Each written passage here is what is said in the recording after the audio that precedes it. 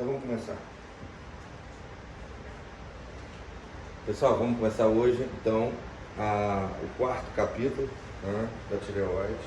Infelizmente eu achei que eu pudesse colocar tudo nesta aula, que teoricamente seria a última, mas não deu, senão a aula ultrapassa 80 slides.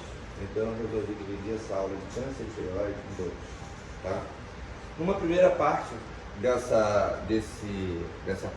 do câncer de tireoide, ou tireoide 4, vou falar sobre os nódulos de tireoide, praticamente como a gente deve agir em determinados nódulos, e depois a gente vai falar sobre um tipo de câncer, tá? Que é o câncer papilífero de tireoide. Né? Então, nos Estados Unidos, 3% de todas as malignidades dos Estados Unidos, aproximadamente 48 mil casos, né, são de câncer de tireoide. Já no Brasil, estima-se que para cada triênio de 2020 e 2022 sejam descobertos 13 mil novos casos de câncer de tireoide para uma população de 215 milhões de habitantes. Então, na verdade, realmente é um número exagerado de novos casos, não figura entre os primeiros tipos de câncer, mas temos que levar em consideração que é realmente um problema que a gente deve salientar. O cirurgião geral tem que estar ciente sobre isso, né? E aí a gente parte, basicamente, para os tipos de tumores da tireoide. E a gente se espanta mais uma vez, porque 92% desses tumores são bem diferenciados, possuem uma característica bem marcante, né? Quanto mais bem diferenciado, entre aspas, melhor o tratamento. O mais fácil o tratamento de maneira certa conduzido. 7% deles são de carcinoma medular, que particularmente é um tumor à parte, né? É um tumor da tireoide, mas é à parte. Lembrando que são as células produtoras de calcitonina, né? São as células C, geralmente os tumores medulares, e eles têm essa particularidade porque são células advindas do tubo neural, que migram para a tireoide propriamente dita, né? E 1%, os tumores mais agressivos da tireoide, são os tumores chamados de anaplásicos.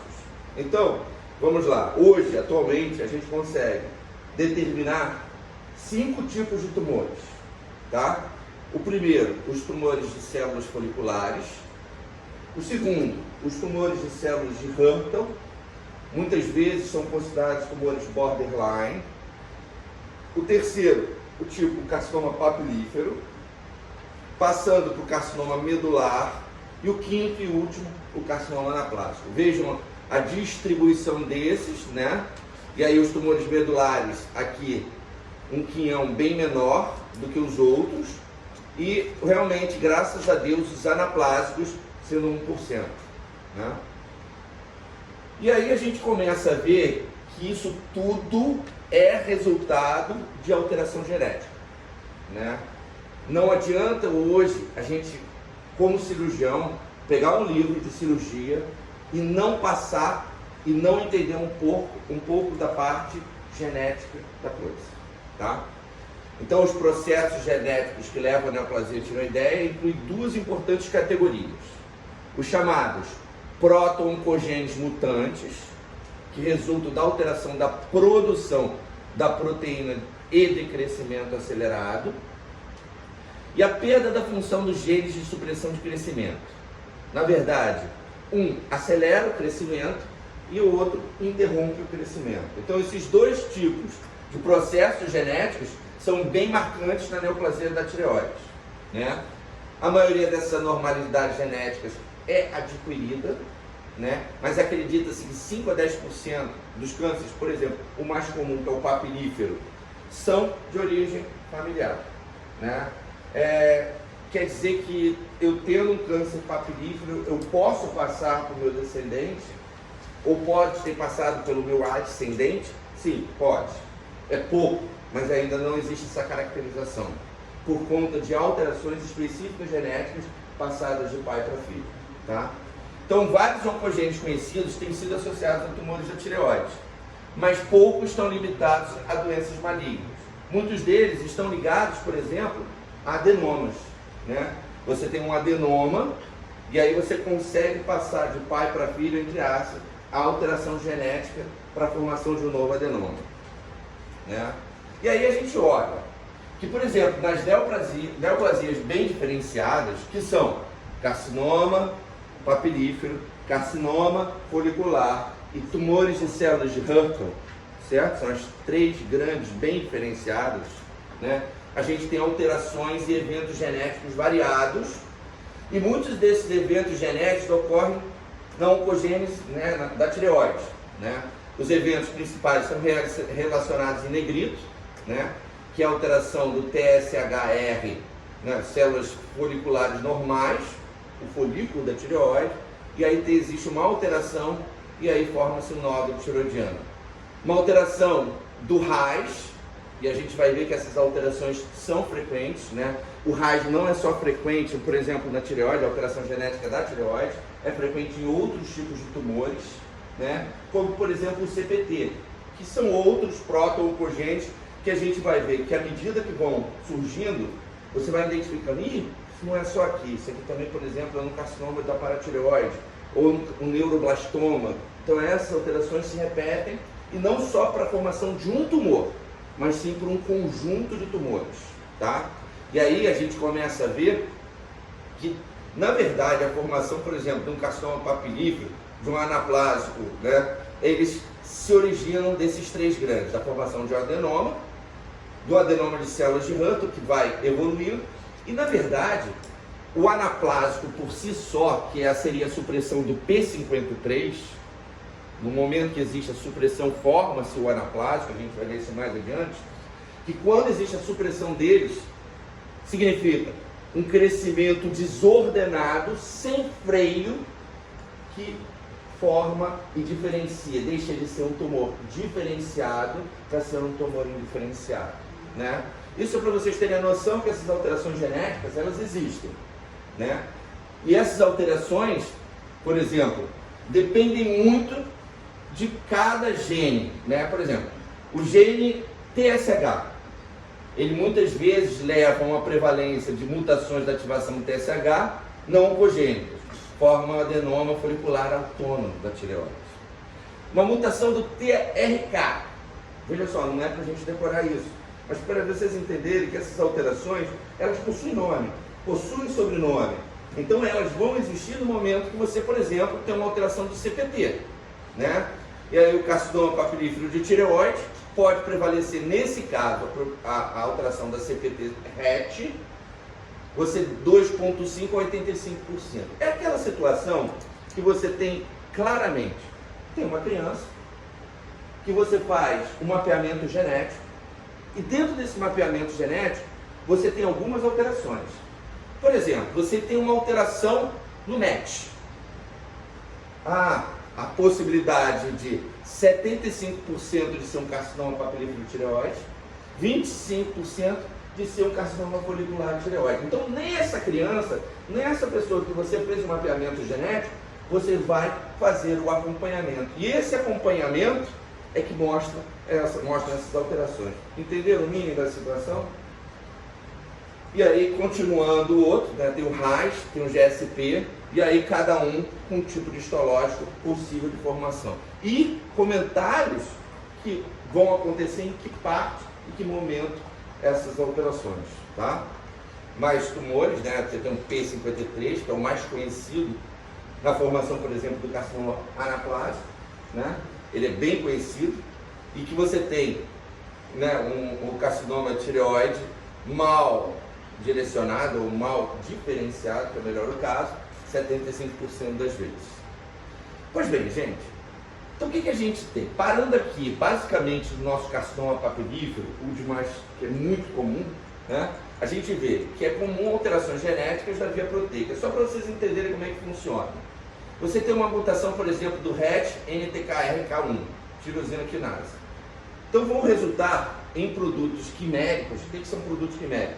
Produtos alterados, mutantes, tá? Uma quimera, uma mutante, uma mutação num CPTR-TRK, tá? Esse CPTRK codifica uma membrana de tirosina quinase. E no momento que ele existe essa codificação, você tem ou uma inibição do crescimento, que é o caso, para a formação, por exemplo, de outras situações, numa replicação constante do carcinoma papilífero da tireoide, tá? Por exemplo, existem proto-oncogenes CEP-RT, aquilo que a gente estava falando anteriormente.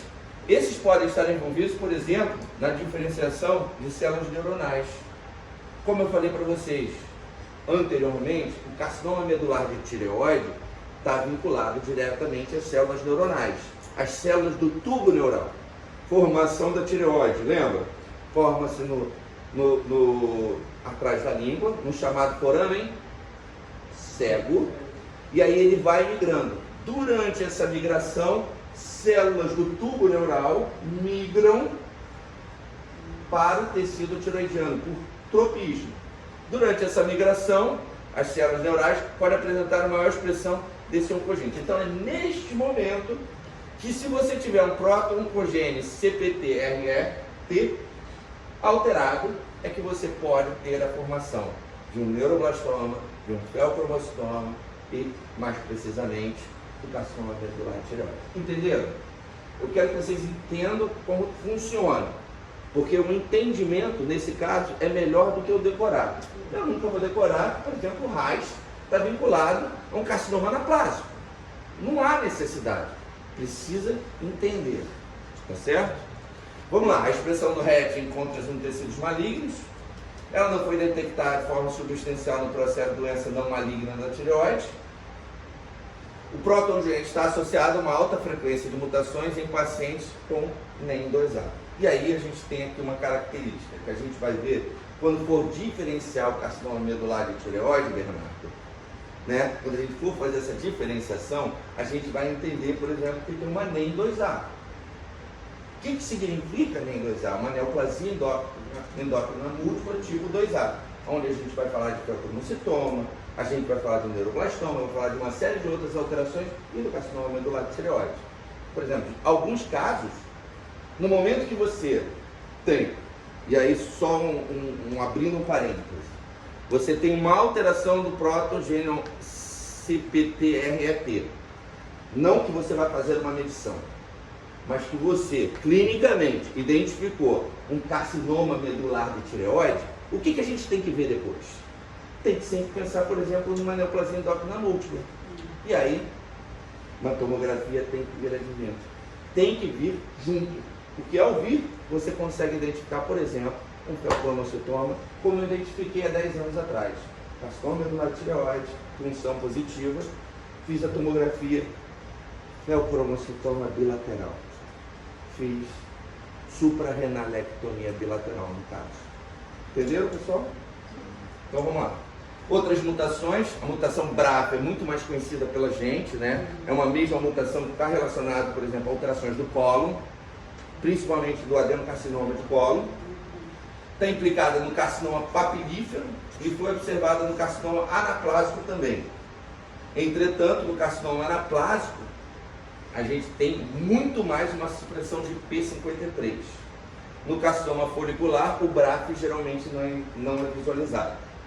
Vários grupos relatam mutações de BRAF, que são encontradas em 70% das amostras do carcinoma papilífero de tireoide. Cohen e outros encontraram uma concordância de 94% na avaliação de amostras pré-operatórias do PAF, com resultados pós-operatórios em carcinoma papilífero.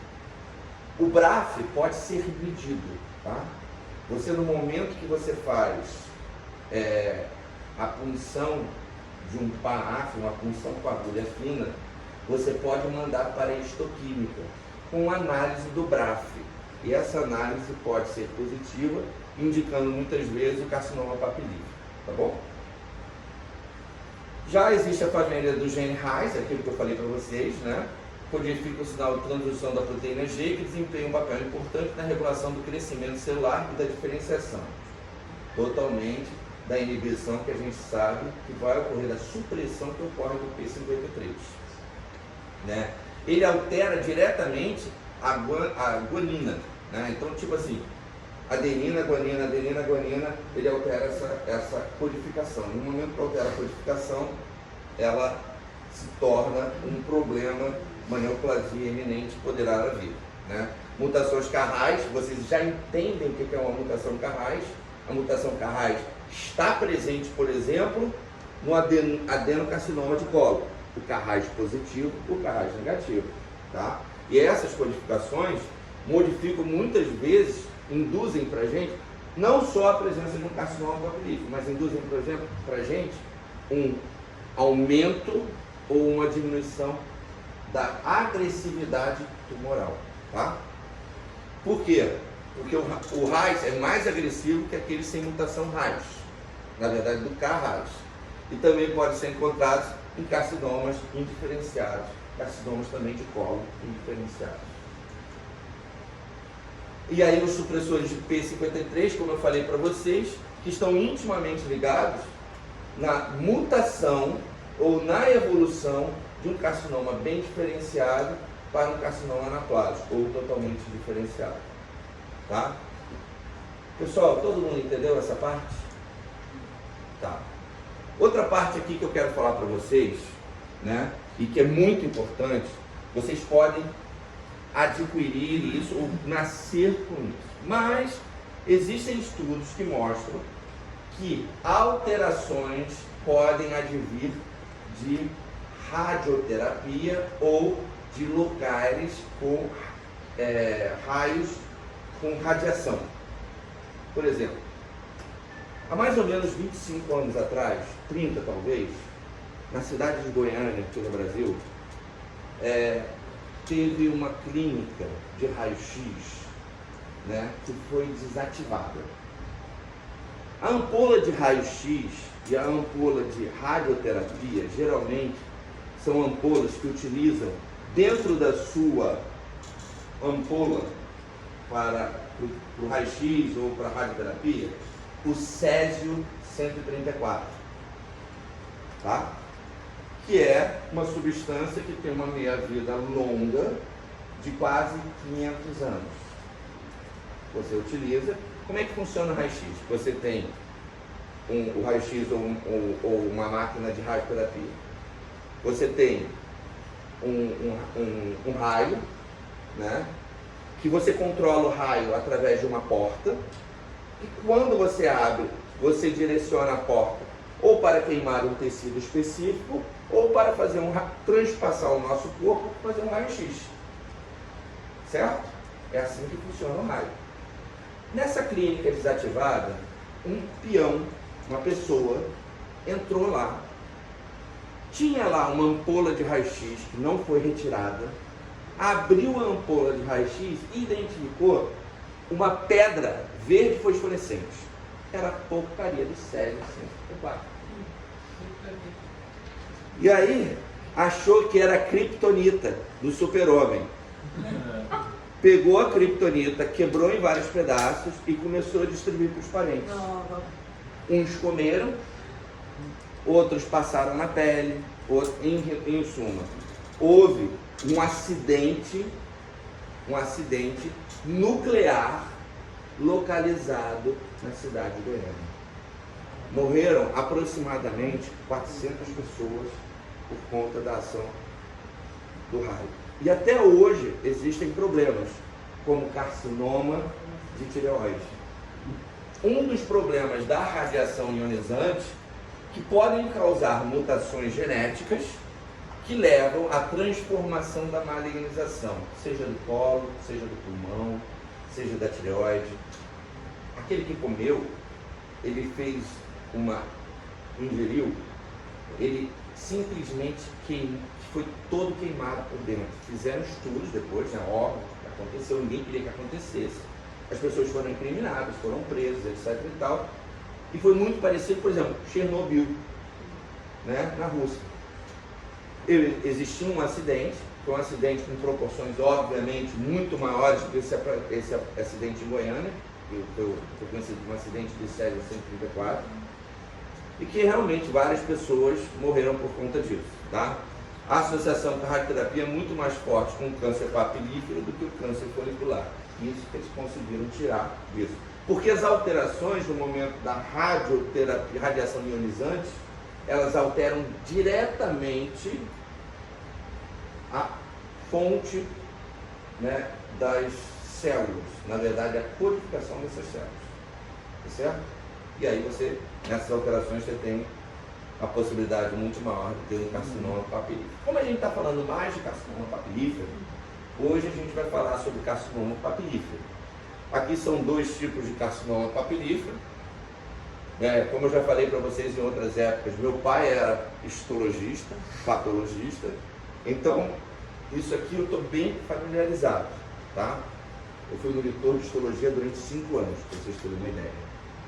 Eu gostava muito e gosto muito de histologia. Então vamos lá.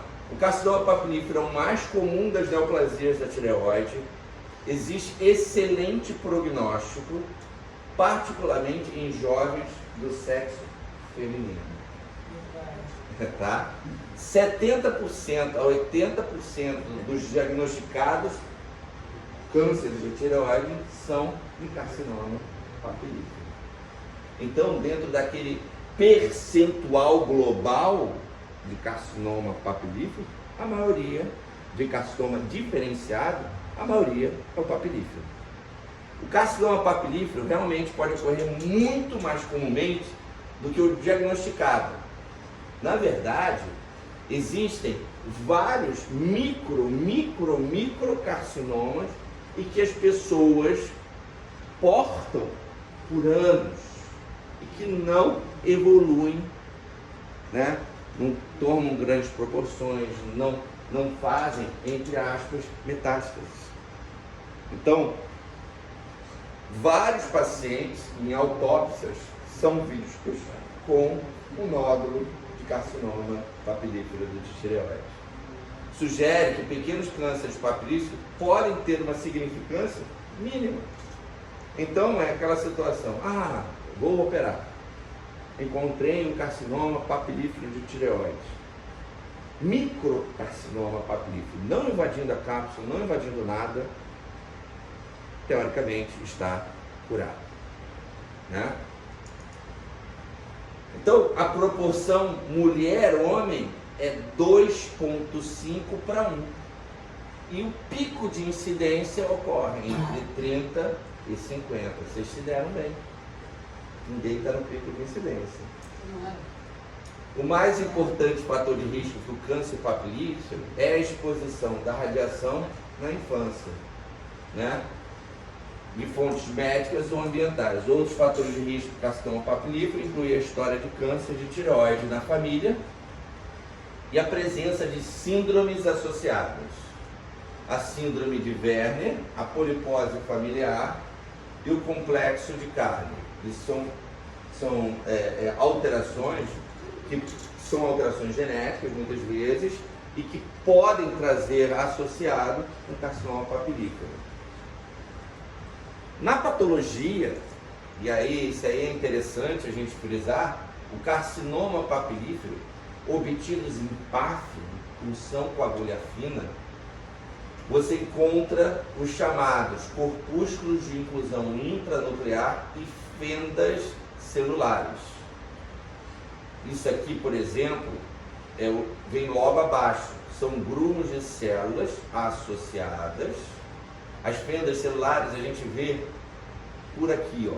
Tem uma fenda celular aqui. Deixa eu ver se tem outra aqui. Aqui talvez tenha outra, ó, fenda celular. São pequenos cortes nas células que a gente identifica como fendas celulares. Mas nesse caso aqui existem corpos psomatosos. Esses corpos são característicos do carcinoma papilífero de tireoide, tá? A neoplasia pode formar folículos bem definidos com mínima arquitetura papilar.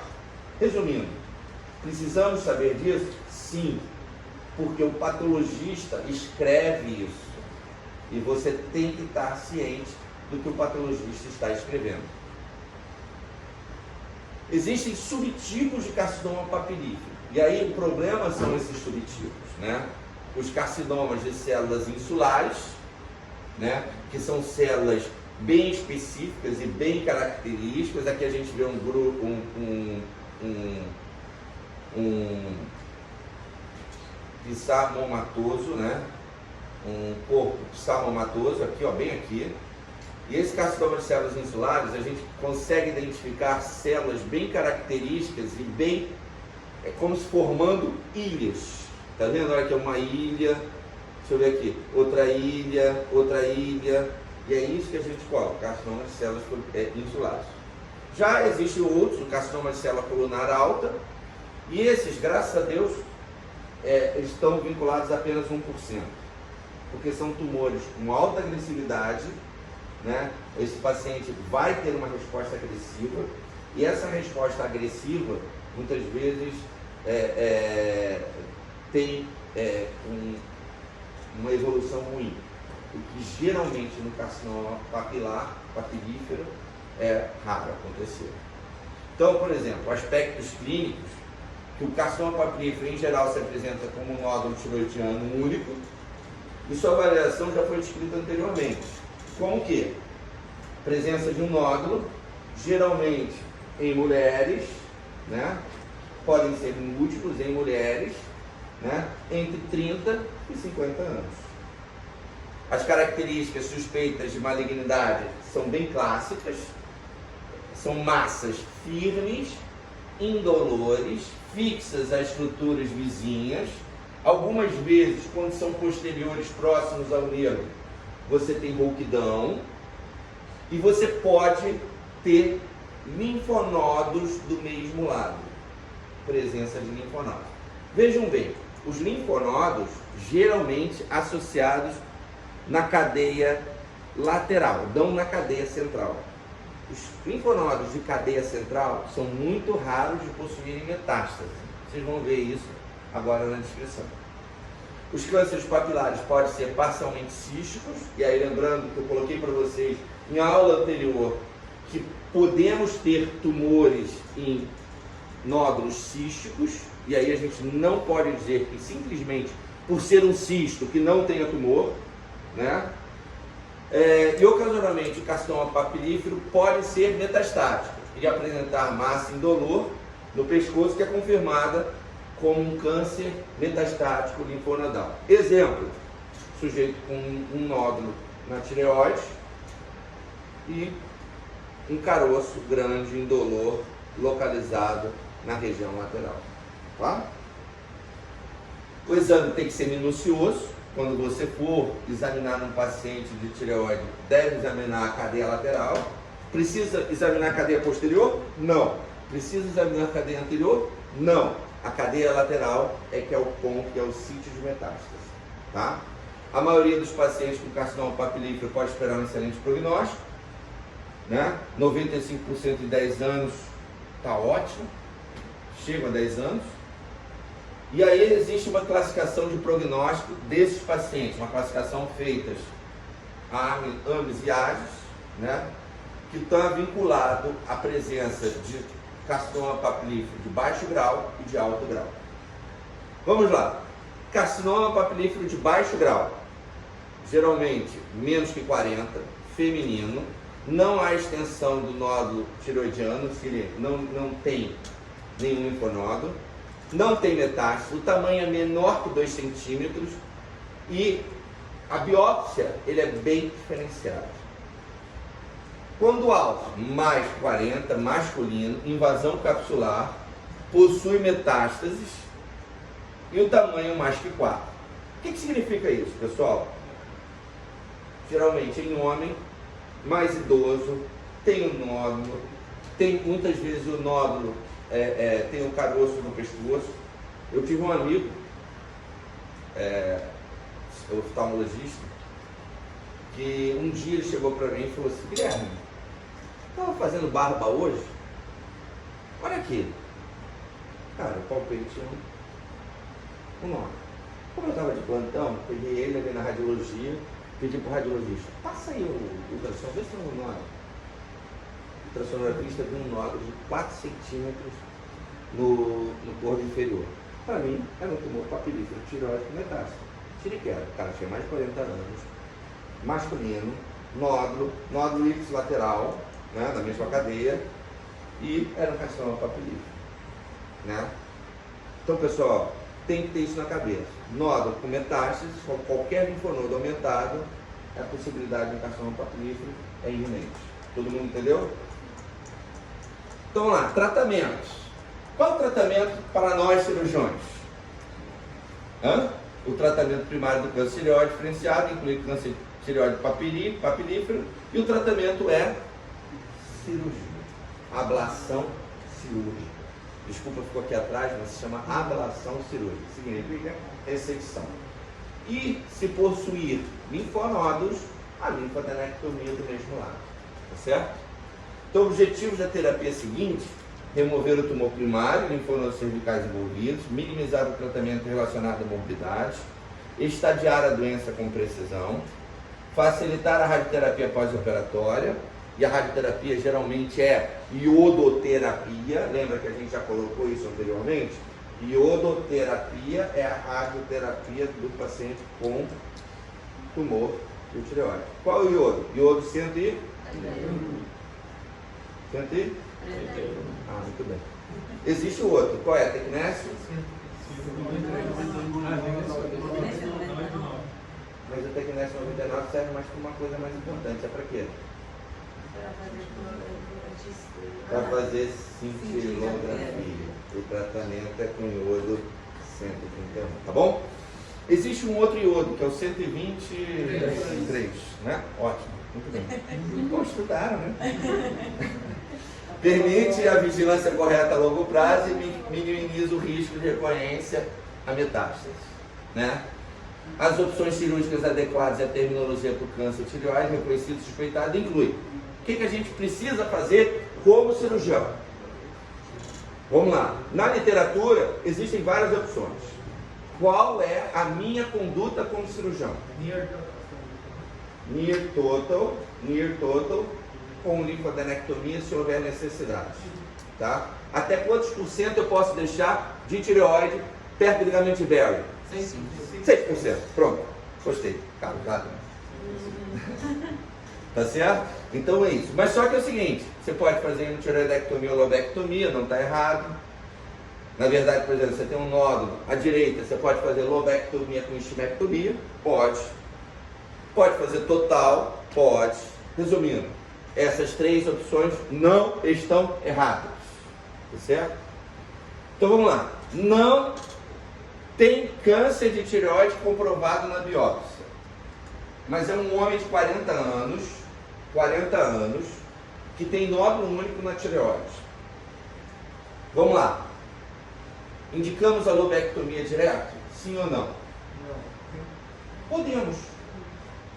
Se existe um achado de alto risco sem diagnóstico de malignidade, podemos. Um homem mais de 40, risco alto.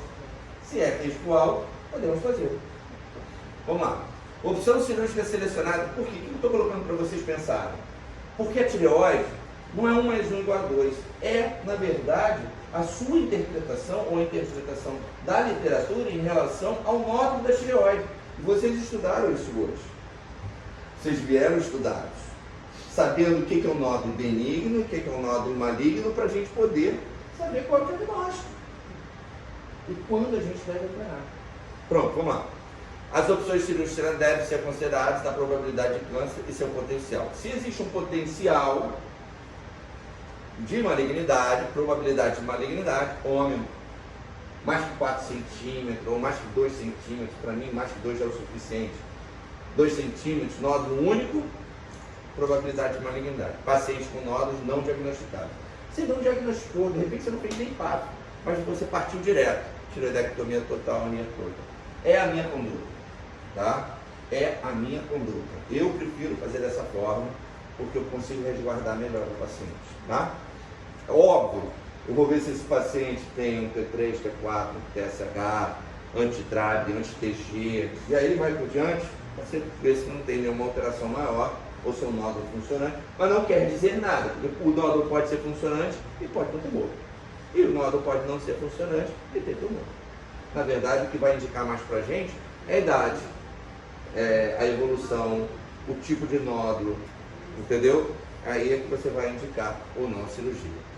Paciente com tumores de 4, aqueles catipias assentados na biópsia, aqueles com suspeita de páfilo papilífero, aqueles com história familiar de câncer de tireoide, pacientes com história de exposição à radiação, pacientes com mais de 50 anos. Significa, Guilherme Cota, eu tenho 5 nódulos na tireoide. Dos 5 nódulos, 3 são císticos. Os outros são sólidos císticos. Os sólidos císticos não têm alteração ao Doppler, não tem calcificação, não são maiores que 2 centímetros. Precisa fazer a tireoidectomia? Sim ou não? Eu tenho mais de 50 anos. Pode fazer o quê? Você acha que eu tenho que fazer linha toda com 5 nódulos? Vamos lá, sim ou não? Só pela minha idade vocês indicariam? Seus safados, vocês todos. Porra nenhuma, estou fazendo acompanhamento e vou continuar. Então é individual, tá bom? Voltando ao assunto, a brincadeira, tá? Não tem indicação, porque são 5 nódulos. Quando é nódulo único, tem indicação, entendeu? São 5 nódulos, não são nódulos iguais, são nódulos diferentes. Eu fiz o papo em todos e todos vieram como benigno, a maioria deles colóides, tá bom? Só para vocês ficarem tranquilos. Carcinomas papilíferos com menos de 1 centímetro são definidos como microcarcinoma. É aquele caso que eu falei para vocês, que talvez não tenha relevância clínica, né? Em pacientes com diagnóstico citológico e imagem de microcarcinoma papilífero, sem linfonodos, é óbvio que faz-se a ressecção. E a literatura fala lobectomia tiroidiana unilateral, né? No caso, eu faria linfoma nesse caso também, tá bom? Paciente com carcinoma papilífero maior que 1 centímetro, né? Niertoto ou mais radioablação, quando confirmar menos que 1, não precisa fazer radioablação. Você livrou o paciente. Com mais que 1, tem que fazer a radioablação com iodo. Tá certo? Vamos lá. Guilherme, e quando a gente faz a linfadenectomia cervical? Tá? Essa é uma grande dúvida da literatura. Cirurgião de cabeça e pescoço sempre quer fazer. Cirurgião que faz cirurgia de pescoço, cirurgião geral, nunca quer fazer. Tá? Tratamentos de linfonodos regionais de bacia central é o 6, 1B e 1A, né? 6, 1B e 1A, tem sido um tópico de intenso debate na literatura. É recomendado que todos os pacientes com suspeição confirmada façam um exame físico completo e ultrassom. Não tendo nada, não precisa explorar. Certo? Mas entendo, tem que explorar e linfadenectomia. Como se faz a linfadenectomia no pescoço? Vamos lá. Vocês estão vendo aqui, a central a gente não faz, tá? No pescoço, o que a gente faz? Estão vendo aqui a jugular? Ao redor da jugular, existe uma cadeia chamada cadeia linfática do pescoço, que é a cadeia anterior do pescoço, certo? Essa cadeia anterior, ela é coberta de vários nódulos pequenos e gordura. Muitas vezes esses nódulos pequenos possuem aumento. Então o que você tem que fazer? Dissecando o nervo vago, que está localizado justamente aqui, e justamente aqui no 2A e no 1B, você tem a alça do recorrente, tá certo? Você faz a ressecção de toda a gordura. Cuidado com os dedos. Tá certo? Né? Então o consenso autoriza a prática de secção cervical lateral e ipsilateral terapêutica para pacientes que têm doença cervical metastática comprovada. Então vamos lá. Paciente com nódulo único, mais de 40 anos, com mais de 2 centímetros, localizado no lobo inferior direito. Presença de linfonodo a ultrassom no segmento 3. O consenso manda explorar e retirar esses linfonodos. Entenderam? Pronto. Então, não é infrequente diagnosticar câncer bem diferenciado ou multicêntrico após completar uma lobectomia. Já é outro caso. A gente já falou dos linfonodos, a gente já falou da ressecção, quando operar, o que tem que fazer. Agora a gente vai falar dos casos que vocês pegaram ou o paciente foi operado por vocês, né? Então vamos lá. Você operou um paciente, né? E descobriu no resultado histopatológico, você só tirou o lobo esquerdo da tireoide e o isquio. Já aconteceu isso comigo, tá? E aí, esse lobo esquerdo da tireoide vieram com 5 pontos de carcinoma papilífero de tireoide. E aí, o que eu tenho que fazer? Né? É isso aqui que está falando. O que eu tenho que fazer? Completar a tireoidectomia ou linfadenectomia? A desvantagem é a reoperação que implica o risco das complicações técnicas. Significa, você reoperar esse doente é um problema. Você vai ter um problema técnico da cirurgia. Quando você abre e fecha o pescoço, na barriga não fica tudo grudado? Fica.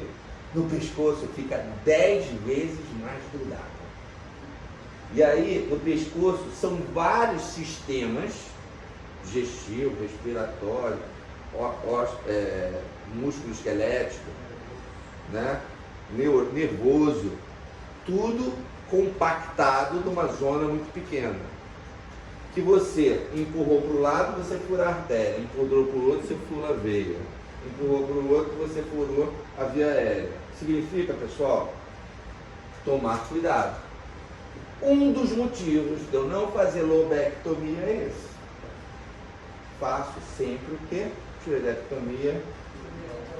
Eu prefiro deixar o doente com hormônio do que deixar ou esquecer doença no pescoço. Grave esta burela. Não é todo mundo que tem essa conduta. Não está errado. Completar a tireoidectomia oferece benefício da remoção total da doença, facilitando. Então você tem duas opções. O que se recomenda atualmente? São de que a tireoidectomia deve ser completada se a recomendação original fosse tireoidectomia total, quase total, se a patologia correta já fosse conhecida no pré-operatório. Ponto. Em outras palavras, deve-se complementar a tireoidectomia, exceto nos pacientes com tumores menores que 1 centímetro. Por que tumor menor que 1 centímetro? Papilífero é considerado tumor micropapilífero. Tumor micropapilífero não, a princípio, não tem problema clínico. Deu para entender? Mas eu não ficaria com tumor no pescoço. Então eu ia tentar fazer tudo. Ia tentar retirar tudo. Como eu não tenho esse problema, por quê? Porque eu sempre tiro tudo. Tá bom? Entenderam a razão? Para pacientes com doença de baixo isquio, a ressecção cirúrgica geralmente resulta em excelentes taxas de sobrevida, 5 a 10, 90%. Nas lesões maiores, a sobrevida poderá decrescer, especialmente em homens velhos. E terapia pós-operatória com iodo 131 ou iodo 123. Tem sido definido para aqueles pacientes com extensão tiroidiana, tumores maiores que 4 centímetros. A recorrência de linfonodos locais regionais, depois da cirurgia inicial, é tratada complementando-se a tireoidectomia se houver tecido residual. Certo? Associada à ressecção de linfonodos regionais, o radiodo poderá ser usado como terapia complementar. Significa o quê? Se operou, não fez iodo porque era um tumor pequeno. Ficou acompanhando, acompanha-se por 5 anos, né? 5 a 10 anos. Apareceu um nódulo grande no pescoço. Você está autorizado a fazer a radioablação nesse paciente. Você está autorizado a indicar a radioablação. Veja só, vocês não são oncologistas, mas vocês têm que ter noção disso. Por quê? porque o endocrinologista é chato, não sabe nada, acha que sabe tudo. O oncologista acha que você não é cirurgião de cabeça e pescoço, mas você tem que provar a ele que você sabe das coisas. Você tem que ter conhecimento de causa. Pacientes submetidos à tireoidectomia necessitarão reposição de hormônio tireoidiano. Pronto, outro problema. É um paciente com câncer de tireoide, certo? Vocês fizeram tireoidectomia near total. Vocês podem voltar imediatamente com hormônio tireoidiano no pós-operatório, sabendo que é um tumor maligno? Sim ou não? Quem acha sim? Quem acha não? Você também levantou a mão? Por quê? Por quê? Hã? Porque você vai perder o parâmetro na hora de fazer uma cintilografia com tecnésio para ver se tem algum outro pronto com iodo, com tecido tiroidiano. Pós-operatório, tirou tudo, faz a cintilografia. A cintilografia mostrou iodo na base da língua. O que você tem que fazer? Radioablação. Não mostrou tecido tiroidiano em lugar nenhum. Se você utilizar iodo no pós-operatório, né, fizer reposição de hormônio tiroidiano, não dá certo. Você não consegue fazer uma cintilografia. Você tem que esperar um mês. Quanto tempo a gente tem de 30 dias, um mês. Entenderam isso? Então, da Mayo Clinic, 1940 a 49 faziam lobectomia em 70% dos casos. De 1950, tireoidectomia total, 10% dos casos. Significa o quê? Desculpa, 10% não. Está errado aqui. É 90% dos casos. Está errado. Desculpa, pessoal. Significa, hoje, lobectomia ninguém faz mais. Se na Mayo Clinic, lembra que o pessoal não faz mais para carcinoma papilífero, nós não somos nós que iremos fazer, correto? A taxa de mortalidade específica e reconhecida do local permanecem estáveis desde os anos 50. E tem uma grande detalhe aqui. A doença metastática à distância pode ser avaliada por raio-x de tórax, cintigrafia, TC e outras modalidades, conforme a suspeita clínica. Em pacientes após tireoidectomia total, os níveis de pós-operatório de TG, tireoglobulina, podem ser seguidos para monitorar a recidiva da doença. Vamos lá. Tireoglobulina. Fez tireoidectomia total, unir total. Evoluiu para radioablação. Quanto é que tem que ter de tireoglobulina? Tem que ser taxa mínima ou zero. E aí o acompanhamento é com a tireoglobulina. A tireoglobulina subiu, apareceu tumor em algum lugar. Cintilografia de corpo inteiro com Tecnes 99, tá? Identifica, não tem, tem no pescoço, tem no pulmão, tem no mediastino. Lembra dos 4 T's: timoma, terrível linfoma, tumor de tireoide, e para outro. Hã? E qualquer outra coisa de tipo. Tá? Eu acho que é tuberculose. É isso. Tá? Então espero que vocês tenham aprendido alguma coisa desse tumor papilífero de tireoide, sobre